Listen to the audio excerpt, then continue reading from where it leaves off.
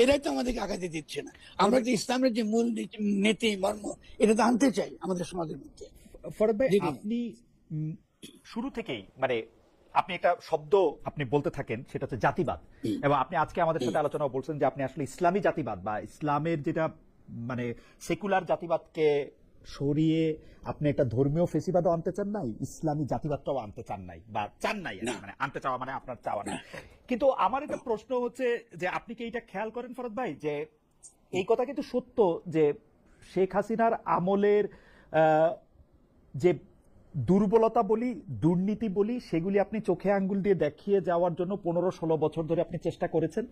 তার আগে আপনি অন্য সরকারের সময় অন্য সরকারের সমালোচনা করেছেন, এবং আপনি নানা কারণে যারা বিপ্লবী যারা বিদ্রোহী তাদের প্রিয় ছিলেন। কিন্তু যেই মুহূর্তে আপনি জাতিবাদের এগেনস্টে বা আপনার বলা জাতিবাদের এগেনস্টে আপনি অবস্থান নিতে শুরু করেছেন, আপনার বিরুদ্ধেও সাংঘাতিকভাবে বলা হচ্ছে। আমি আজকেও আমাদের এখানে যারা সাংঘাতিকভাবে বলা হচ্ছে, আমার প্রশ্নটা সরল, মানে আপনি যখন কোন একটা আদর্শের কথা বলেন তখন কি সেইটা একটা গোষ্ঠীতন্ত্রের দিকে না যেতে পারে? আমি যদি জাতিবাদ না নাও বলি, না, আমি তো আপনি আমি যে তো এটা আপনি যখন বলেন যে ইসলামী জাতিবাদ আপনি চান না, কিন্তু আপনি ইসলাম ধর্মের মূলটা আপনি কায়েম চান, তো মূল তো এক এক রকম, বা এক একজন এক এক রকম উত্তর বলে। দিচ্ছি। অনেকে বলেন যে আমি আপনি আমি উত্তর দিচ্ছি খুব সিম্পল জি কারণ জি ইসলামে কোনো জাতিবাদ নাই। যারা ইসলামী জাতিবাদ করে তারা তো ইসলাম বিরোধী লোক। সিম্পল ব্যাপার। ইসলাম তো ভূখণ্ডবাদ, জাতিবাদ, রক্তবাদ, গোষ্ঠবাদ, গোত্রবাদ, ইসলাম তার বিরুদ্ধে বিপ্লব। আপনি যদি সত্যিকারের ইসলামটা, তারা হযরত মুহাম্মদকে একজন পরকাল কেন্দ্রিক একজন মানুষ বানাতে চায়। তাদের নবী হলো আর মোহাম্মদ কি ছিলেন? তিনি তো সেনাপতি ছিলেন, তিনি তো আমারও সেনাপতি। তারা এটা তো, আমি তো সত্য মিথ্যার তর্ক তাদেরকে বলবো না, তারা আমাকে বুঝাই বলো যে ইসলামের মধ্যে জাতিবাদ আছে, পরিচয়বাদ আছে। ইসলাম তো সকলের জন্য ন্যায় প্রতিষ্ঠার জন্য এসছে। খ্রিস্টানিটির পরে ইসলাম এসছে কেন? ইহকালের জন্য। আপনি যখন মোনাজাত করেন তখন কি মোনাজাত করেন? আরে বলছে রব্বানা আতিনা ফিদ দুনিয়া হাসানা, আগে দুনিয়া ভালো করো। আখেরাত যারা বাংলাদেশে এখনো পর্যন্ত আখেরাতের ফয়সালা আল্লাহর হাতে দেয় নাই, ওরা কোন মুখে নিজেদেরকে মুসলমান বলে? আপনার তো ইহকালে আগে আপনাকে লড়াই করতে হবে। নবী যদি শুধু আখেরাতের জন্য ব্যস্ত থাকতো তো তাকে যুদ্ধ বিগ্রহ করতে হয়েছে কি জন্য? মক্কা থেকে চলে গেছেন কেন? এই যে দাসদের মুক্ত করতে হয়েছে কি জন্য? এগুলো তো ইহলৌকিক প্রসঙ্গ। ইসলাম এসেছে ইহলৌকিক সমস্যার সমাধান করতে। যারা পরকালের ব্যবসা করে এর সঙ্গে ইসলামের কোন সম্পর্ক নেই। ফরদ ভাই, খুব simple। আপনি যেটা বলতেছেন যে ইসলাম কি, আপনি বলতেছেন ইসলাম সবার জন্য, কিন্তু ইসলাম কি শুধু মুসলমানদের জন্য না, বা এক যারা মুসলমান যে No, বই খাতা একদম পুরোপুরি অনুসরণ করতেছে টানেল ভিশন দিয়ে, তাদের জন্যই তো শুধু ইসলাম, নাকি ইসলাম সবার জন্য? না না, ওদের জন্য তো আরো না, ওদের জন্য তো আরো না। ইসলামের রসুলকে আমরা কি বলি? রহমাতুল্লিল আলমী, সারা দুনিয়ার জন্য রহমত। তো ইসলাম তো মুসলমানদের জন্য আসে না। এটা কে বলছে ইসলাম মুসলমানদের জন্য আসে? এই ইসলাম সারা দুনিয়ার মানুষের মুক্তির জন্য। এই জন্য এই যে আমি কথাটা বললাম, এই কারণে তো যারা এই ইসলামকে ধ্বংস করতে চায় এরা তো ইসলামের বিরুদ্ধে শত্রু। এদের সঙ্গে তো ইসলামের তো জিহাদ হবে। আমার সঙ্গে তো তাদের অবশ্যই লড়াই হবে। কিন্তু ফলে আপনি এটার মধ্যে কিন্তু ইসলামের মূল এজেন্সিটা কার? মানে আমি যদি ওইভাবে দেখি, মানে যেমন আপনি মূল আসলে এজেন্সি কার? আপনি আসলে এক পর্যায়ে আমি দেখতেছি আপনি মাজারে গিয়ে আপনি বলতেছেন যে আমাকে মেরে ফেললেও আমি মরতেও রাজি আছি। টিভি এসে আপনি সাক্ষাৎকার দিতে গিয়ে বলতেছেন কয়েকদিন পর আমার সাক্ষাৎকারও আপনি নিতে পারবেন না। তো মানে এই এজেন্সিটা কার আসলে? মানে আপনার একজন শায়খের? আপনার প্রশ্নটা ভুল। আচ্ছা, agency is always collective. Agency বলে এই ব্যক্তি তো না, এজেন্সি ইজ অলওয়েজ কালেক্টিভ। ওকে, আর দুই নাম্বার আমার ভুলটা আমি বুঝতে পারছি। জি, আমার ভুলটা বুঝতে পারছি। দ্বিতীয় কথাটা বলি, সেটা হলো এই যে আপনি আপনার মূল কাজটা কি? আপনার মূল কাজটা হচ্ছে জনগণের কাছে আপনি বার্তাটা পৌঁছে দেবেন। এই যে আমি যে বার্তাটা পৌঁছে দিচ্ছি যে সে কোথায় ইসলাম পরিচয়বাদ নাই, গোত্রবাদ নাই, ভূখণ্ডবাদ নাই। ভূখণ্ডবাদ যে নাই তার জন্য কিন্তু রসুল জেরুজালেম থেকে রুকু ফিরিয়ে কাবার দিকে করেছে, যেহেতু তিনি ভূখণ্ডে বিশ্বাস করেন না। বাংলাদেশের জনগণ কেন অস্ট্রেলিয়া যেতে পারবে না? এ তো সাংঘাতিক। বাংলাদেশের জনগণ কেন আমেরিকা যেতে পারবে না? আপনাকে ভিসা লাগতেছে। আমেরিকা কি সাদা মানুষের? আল্লাহ তো সবাইকে, পাখি যেতে পারে, জন্তু যেতে পারে, মানুষ যেতে পারবে না। কেন? আপনি পুঁজি যেতে পারে, পণু যেতে পারে, মানুষ যেতে পারে। তো এটাই তো ইসলামের প্রশ্ন যে তুমি তো অন্যায় করছো, পারো না তুমি করতে। আপনি যখন বলেন যে আমেরিকা খালি আমেরিকানদের, আপনি ভারত খালি ভারতীয়দের, বাংলাদেশ খালি বাংলাদেশিদের, অটোমেটিক আপনি ইসলাম বিরোধী জায়গায় চলে গেছেন। ইসলাম তো কোনো জাতিবাদ নাই। ফলে আপনি যদি সারা কিন্তু ফরদ ভাই, জাতিবাদটা করেন, জাতিবাদ খালি একটু সরি, জাতিবাদ তো জাতিবাদটা তো করে হচ্ছে আধুনিক কালে, তো পাশ্চাত্য চিন্তা, ও তো পাশ্চাত্য থেকে পাচ্ছেন আপনি জাতিবাদ। জাতিবাদ ইসলামে কখন ছিল? ফলে আপনি জাতিবাদ না থাকার যদি জাতিবাদের কথা বলেন, তাহলে মুসলিম উম্মা কি করে বানান? আপনি তো উম্মা হবে না কখন। উম্মা মানিতে সমস্ত মানব জাতি বিচিত্র বিভিন্ন মানুষকে নিয়ে আপনি একটা বিশ্ব সমাজ গড়ে তুলবেন। সেই বিশ্ব সমাজের বিভিন্নতা থাকবে, ভিন্নতা থাকবে, বৈচিত্র্য থাকবে। আর বৈচিত্র্যের পক্ষে তো কোরআন বলছে যে আমি বৈচিত্র্য সৃষ্টি করেছি, কেন? যাতে তোমরা পরস্পরকে চিনতে পারো। তো আমি তো কোরআনের বাইরে কোনো কথা বলছি না। না আমি তো না কোরআনের না ফরহাদ কয়েকটা ভাই, কথা আপনি কোরআনের বাইরে কথা বলতেছেন না, কিন্তু আমি যতটুকু বুঝি, আমি এটা বুঝি যে আপনি যখন উম্মা বলেন, সেই উম্মারে তো একটা রুল বা একটা লিমিট, মানে আমি লিমিটেশন বলবো না, কিছু রুল দিয়ে, কিছু মানে কিছু চেহারা দিয়ে, ঠিক কিছু আছে। লিবাস দিয়ে তো আপনি নির্দিষ্ট করবেন। খুব ভালো, এখন খুব লিবাস ভালো। দিয়ে যদি লিবাস দিয়ে যদি আপনি নির্দিষ্ট করেন, তাইলে তো এক No, পক্ষ হচ্ছে আরেকটা পক্ষ সৃষ্টি হবেই, তাই না? নো, হবে না, কেন বলছি আপনাকে লেবাস? আমি যখন না, লেবাসে আপনি যখন চলে রুল গেছি, রুল রুল যখন বলছেন। শেষ করি। জি। আমি একটা কাপড় পরছি, আপনি একটা স্যুট টাই পরছেন, সমস্যা কি? ইসলাম কি লেবাসে আছে? ইসলাম তো লেবাসে নাই। ইসলাম কোথায় বলছে যে আরবদের কাপড় পরলে আপনি ভালো মুসলমান হবেন? ধুতি বললে হবে না? কোথায় পাচ্ছে ইসলাম? কোন জায়গায়? আছে তো, ধরেন আমি হজ করতে No, গেলে আমি no, কি ধরনের no, পোশাক পরবো, নামাজ পড়তে গেলে আমি সেটা কি তো ধরনের- হজ। হ্যাঁ, No, সেটা ভিন্ন। হজ ইজ ডিফারেন্ট। আচ্ছা। আপনি কি মনে করেন যে বাঙালি সংস্কৃতি আল্লাহ তৈরি করেন নাই? হুম, আপনার দাবি শুনলে মনে হয় যে আল্লাহ সীমিত লোক, খালি আরবদের তৈরি করছে, খালি আরবি ভাষা তৈরি করছে, বাংলা ভাষা না। এটা তো হতে পারে না।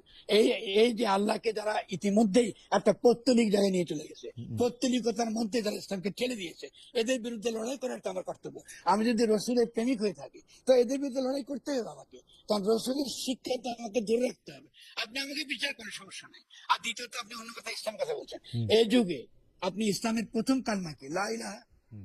দুনিয়া কোনো ইলা নাই, হুম, দুনিয়ায় কোনো আল্লাহ নেই। আচ্ছা ফাইন, যদি না থাকে, এখন তো দুনিয়ার আল্লাহ একটাই, নাম একটা, তার নাম হলে মসজিদ। তো তার বিরুদ্ধে লড়াই করেন না।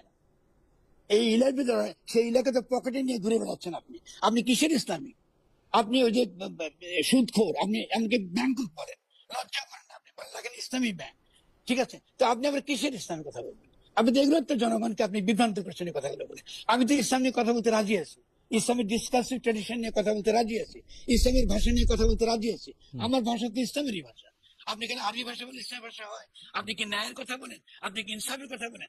আপনি কি আজ পর্যন্ত বলেছেন যে 71 সালে লড়াই ছিল জালিম মুসলমানদের বিরুদ্ধে, মজলুম মুসলমানের লড়াই? আপনি কি বলেছেন সেটা? তাহলে আপনি কিসের ভিত্তিতে আপনি ইসলামের কথা বলবেন? কেন আপনি 71-কে অন করছেন না? কেন আপনি এখনো জামাত ইসলামী নাম রাখছেন বাংলাদেশে, যে এই নামের দ্বারা আপনি এই দেশের জনগণকে হত্যা করেছেন, যেটা ইসলাম বিরোধী কাজ? আপনি কেন নিরীহ মানুষকে আপনি হত্যা করেছেন, নিরীহ মানুষের বিরুদ্ধে আপনি দাঁড়িয়েছেন? এবং আমার যে পলিটিক্যাল এক্সিস্টেন্স, আমার যে রাজনৈতিক অস্তিত্ব, যার প্রেরণা আমি আল্লাহর কাছ থেকে পাইছি বলে আমি বাঙালি, আমি বাংলা ভাষায় কথা বলি, আপনি সেই অস্তিত্বের বিরুদ্ধে আপনি দাঁড়িয়েছেন যে নামে, আপনি সেই নাম এখন কেন আপনি টিকিয়ে রেখেছেন? আপনি সেটা দ্বারা আপনি এখন বাঙালি, তার যে সত্তা, তার যে ভাষা, তার যে সংস্কৃতি, এই সমস্ত বদ্বীপে এই 3টা নদীর মোহনায় যে সংস্কৃতি গড়ে উঠেছে, আল্লাহ তৈরি করা যে সংস্কৃতি, আপনি তার বিরুদ্ধে দাঁড়িয়েছেন। কেন আপনি দাঁড়িয়ে এটা কি আমি লড়বো না? আমি কি ছেড়ে দেবো? আমি তো যদি ফরহাদ ভাই, আপনার যে আলোচনার যে ব্যক্তি বা বিস্তার, বা আপনি যেভাবে করে সবাই মানে সবাইকে অংশগ্রহণমূলক একটা জায়গা দিতে চান, তাইলে তো আসলে আম, কারো সাথেই আমি তো জায়গা কারো সাথেই কারো বিরোধ আহা, থাকার কথা না, কারো সাথেই কারো বিরোধ থাকার আমি কথা না। মানে আপনি যদি খুব কোনো, ভালো, হ্যাঁ, কারো সাথেই কারো আমি বিরোধ তো বিরোধ দিচ্ছি, থাকার কথা না। আমি বুঝতে গেছে, আমি তো বিরোধ করি নাই, আমি তো কথা বলতে রাজি আছি। না, আমার আপনার এখানে যেখানে আপনার বিরোধ বসে কিন্তু, আপনার শেষ করি বিরোধ তাহলে। কিন্তু, জি জি জি ফরহাদ ভাই। আমি দেখে আমার এখানে তো সমস্ত ইসলামী নেতারা এসেছে, কেউ নেই যে না এই যেখানে বসে আছে। তো আমি তাদেরকে বললাম যে আপনারা যে আল্লাহ ডাকেন, এটা তো সংকেত, হুম, এটা তো সংকেত। আল্লাহ কথাটা তো আল্লাহ না। আপনি যদি বলেন যে একটা, যখন আপনার রাজপথে যান, লেখা থাকে ঢাকা, ওটা তো সংকেত, ওটা তো ঢাকা না। হুম, তো আপনি এই শব্দের পূজা করতেছেন সারাক্ষণ, অক্ষর মূর্তিকে পূজা করছেন, আপনি পৌত্তলিক। তো আপনি আল্লাহর রূপটা কি আপনার কাছে? আমার কাছে আল্লাহর রূপ হচ্ছে ন্যায়ের রূপ, ইনসাফের রূপ, ইনসাফ কামিল কায়েম যে করে। আমার কাছে আল্লাহর রূপ হচ্ছে যে অভুক্তের পাশে দাঁড়ায়। আমার কাছে আল্লাহর রূপ হচ্ছে যে নিরাশ্রয়ের পাশে থাকে, অসহায়ের পাশে থাকে। না না, আপনি যদি তাহলে ফরহাদ ভাই আমাকে একটু, মানে আমরা এত মানে ইন্ট্রিগিং একটা আলোচনা করতেছি আমাদের, তাহলে তো আপনার কাছে মুসলমান, হিন্দু এইরকম কোনো কিছু তো আপনার কাছে এক্সিস্ট করতে পারার কথা না। না, আমি তো করি না তো। তাহলে তো আমি তো শুনেছি, আমি তো বিশ্বাস করি। আমি আপনাকে আরো আরো আরো আপনাকে আরো কঠিন করে দিই। জি। ইসলাম তো সৃষ্টির আদি থেকে আসছে। হুম, ইসলাম তো নতুন আসে নাই। এই জন্য ঈসা রসুল্লাহ, মুসা রসুল্লাহ, আদম রসুল্লাহ। ইসলাম তো আজকের না, 1400 বছর তো আগে আসে নাই। তাহলে যদি তাই হয় তাহলে তো আমি সনাতনী। আমি তো যে সেই পুরনো প্রাচীন যেদিন থেকে ইসলাম আছে তাইলে আপনি শেষ করি, জি জি শেষ করে জি। তো আমার কাছে বিভেদ থাকবে কেন? আমি শুধু যেখানে তার সঙ্গে আমার পার্থক্য হবে সেটা হলো যে আমি একত্ববাদী।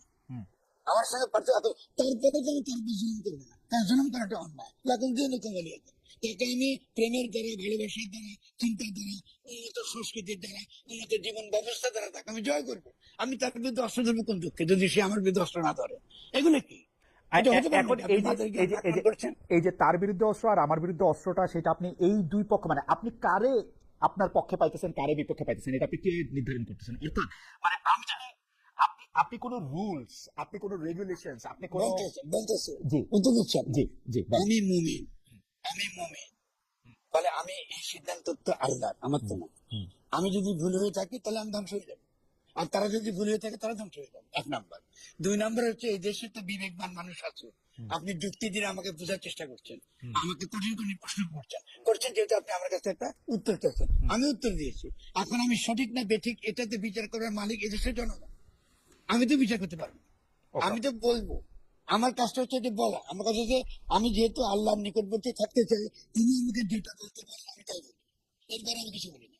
তাহলে আমি মনে করি আমি যেভাবে বুঝেছি এইভাবে আমি কথা বলছি। আমি যদি অযৌক্তিক কিছু বলে থাকি, বিবেকের বিরুদ্ধে কিছু বলে থাকি, ক্ষতিকর কিছু বলে থাকি, আপনি আমাকে ধরলে আমি করজোড়ে বলবে ভাই আমার ভুল হয়েছে, আমাকে মাফ করে দিন। আমি না, তো কখনো বলি না আমি কোন আমি জায়গায় সহি। না না আমি কোন জায়গায় ক্ষতিটা দেখি, কারণ হচ্ছে যে আপনার কথা যদি আমি অনুসরণ করি তাইলে দেখা যাবে